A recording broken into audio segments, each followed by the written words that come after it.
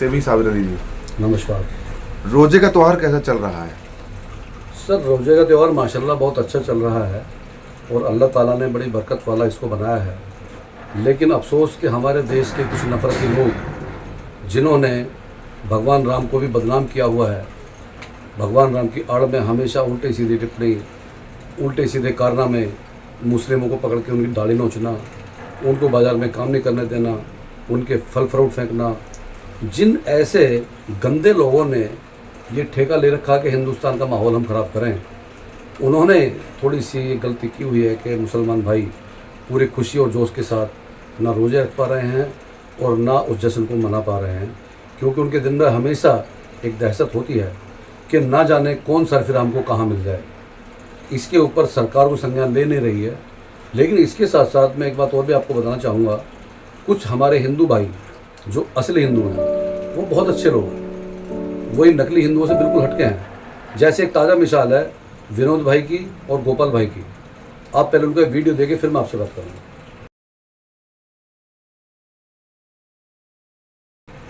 अब आपने वीडियो देखा, इसमें आपने देखा कि 500 छात्रों को वो डेली सहरी भी खिलाते हैं और इफ्तियार भी कराते हैं। तो क्या इससे उनका धर्म कोई खंडित हो गया या वो हिंदू नहीं रहे?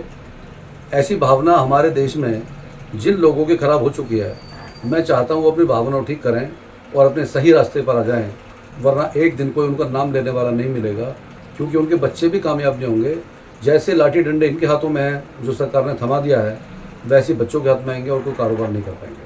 सर, दूसरा सवाल है, औरंगजेब ने अपने शासन में हिंदुओं पर काफ़ी अत्याचार किया था, इस तरह की वीडियो आती रहती है। देखिए, ये वही नफरती चिंटू हैं जो देश का माहौल बिगाड़ रहे हैं। इनको इतिहास की कोई जानकारी नहीं, क्योंकि ये तो अनपढ़ गंवार हैं। मुझे लगता है इनको सही से घास खोदने भी नहीं आते, वो जो साले ठेका ले रहे हैं अपने हिंदू धर्म का और हिंदू धर्म को बदनाम कर रहे हैं। हिंदू धर्म कितना अच्छा है, अगर गीता पढ़ेंगे, कुरान पढ़ेंगे तो इनको समझ में आएगा।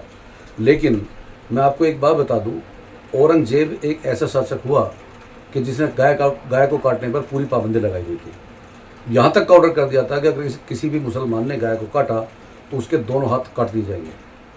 इससे बड़ी बात और क्या होगी?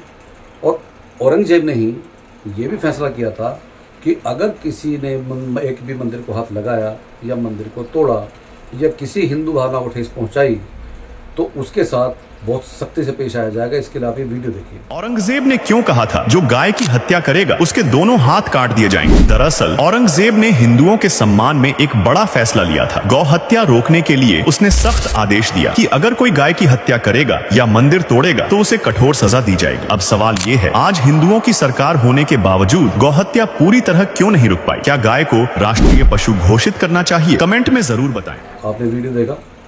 तो मैं ही चाहता हूं कि जो भी ये नफरती चिंटू बयान देते हैं, हमारे हिंदू भाई इनके भड़कावे में ना आए, पहले इतिहास को पढ़ें, उसकी जानकारी लें, उसके बाद में बात करें। ऐसा कभी नहीं हुआ जो हिंदुस्तान में कुछ लोगों ने ईरान के खमनेई की मौत पर मिठाइयाँ बांटी, इस पर आप क्या सोचते हैं? कुछ लोगों नहीं, ऐसा मुझे भी सिर्फ एक ही गधा नजर आया कि जिसको ये नहीं मालूम कि मुझे अपने देश के माहौल को कैसे बनाना है, अपने देश के साथ प्रेम कैसे करना है। हमेशा देश के खिलाफ ये काम करता है। खेमेनेई को ना तो इसने देखा ना ये जानता है, और मुझे लगता है शायद के गाजियाबाद से बाहर भी कभी नहीं निकला है। लेकिन इसको मकसद इसका सिर्फ एक ही होता है कि जिस काम को मुसलमान या प्रशासन ठीक करने की कोशिश करे उसमें बाधा डालने का काम इसका है। अभी आपने देखा होगा कि हर जगह की पुलिस अलर्ट मोड पर है और सभी हिंदू भाइयों से मिलकर के मीटिंग कर रही है कि सद्भावना के साथ काम लें, खामोशी से काम लें, प्यार मोहब्बत से रहें, हमारे देश के स्वाद को बनाकर रखें।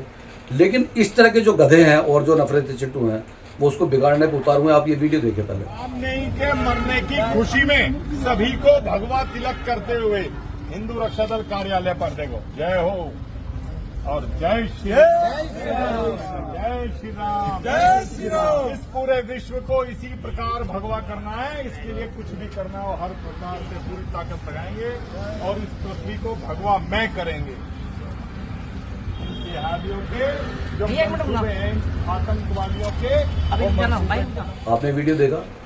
ये गधा उस आदमी की मौत पर मिठाई बांट रहा है कि जिसने इसका कभी कुछ बांटा नहीं, कभी कुछ इससे मिला नहीं, इसका बुरा नहीं किया। और जैसे ही किसी मुसलमान का नाम आता है उस पर ये पूरा कंट्रोल से बाहर हो जाता है।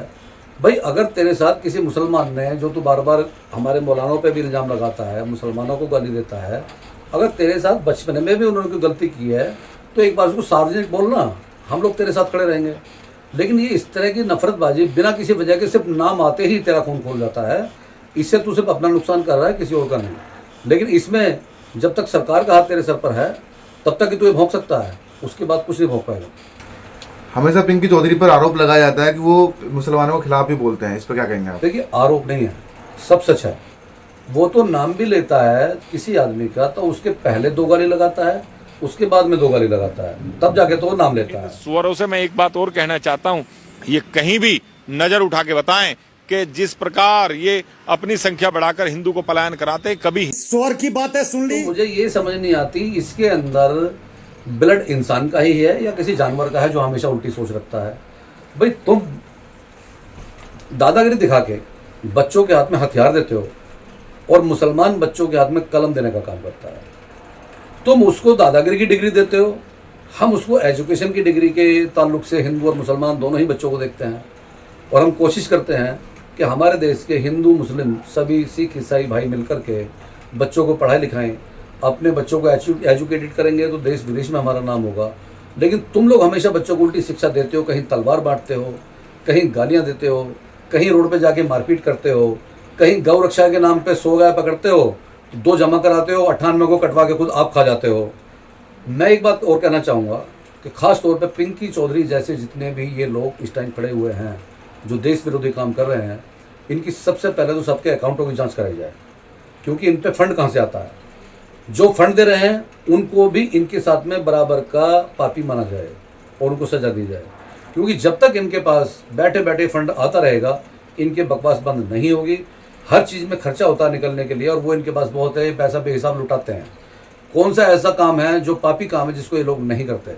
तो जब तक इनके फंड पे पाबंदी नहीं होगी तब तक ये लोग सुधरेंगे नहीं और सरकार को काम जल्दी से जल्दी करना चाहिए, इनकी पूरी इंक्वायरी करनी चाहिए। आपने देखा होगा कि हर आदमी को जिसका मुसलमान नाम आ जाता है उसको जिहादी बोलता है। अबे तुझको जिहाद का मतलब मालूम है? जिहाद का मतलब है सिर्फ और सिर्फ अपनी आत्मरक्षा करना। अगर तुम्हारे घर पे कुछ चढ़ के आता है मारना, उससे बचना, और अगर बिल्कुल ही कुछ नहीं कर पाओ तब अपने हाथ पैर चलाना, ये जिहाद का मतलब है। लेकिन तुम जिहाद के नाम पर आतंकवाद कर रहे हो और असली जिहाद ये है जो तुम लोग कर रहे हो।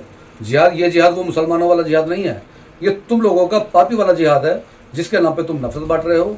इसको बांटना बंद कीजिए, वरना हमारा देश का माहौल बिगड़ जाएगा और फिर आप लोगों को भागने की जगह भी नहीं मिलेगी। इसी के साथ जय हिंद, खुदा हाफिज़, अस्सलाम वालेकुम।